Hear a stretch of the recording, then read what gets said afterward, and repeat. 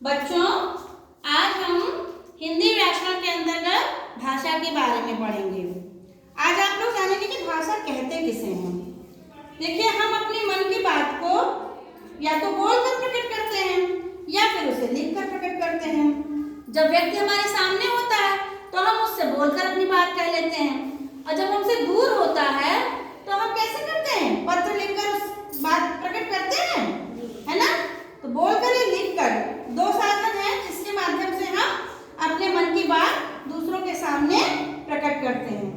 तो भाषा वह साधन है जिसके माध्यम से हम अपने मन के भावों या विचारों को दूसरों के समक्ष बोलकर या लिखकर प्रकट करते हैं।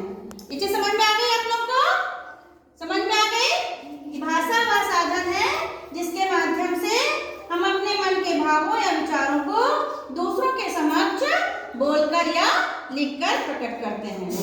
तो इस तरीके से भाषा के दो रूप हुए, एक मौखिक रूप और दूसरा लिखित रूप। जब हम बोलकर अपने मन की बात प्रकट करते हैं तो भाषा का मौखिक रूप होगा, और जब हम लिखकर अपने मन की बात प्रकट करेंगे तो भाषा का कौन सा रूप होगा? लिखित रूप होगा। और लिखित रूप ही सुरक्षित रूप है। मौखिक रूप तो नष्ट हो गया है, बोला हमने, वो बात वहीं समाप्त हो गई, लेकिन जो भाषा का लिखित रूप है वो हमेशा सुरक्षित रहता है।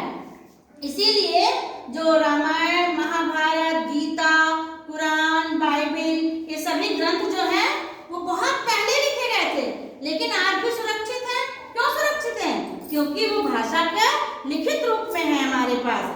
भाषा का लिखित रूप हमेशा सुरक्षित रहता है और मौखिक रूप नष्ट हो जाता है। तो ये चीज आप लोगों को समझ में आ गई? समझ में आ गई सबको अच्छे से? भाषा का मौखिक रूप नश्वर है और लिखित रूप हमेशा सुरक्षित रहता है। Thank you.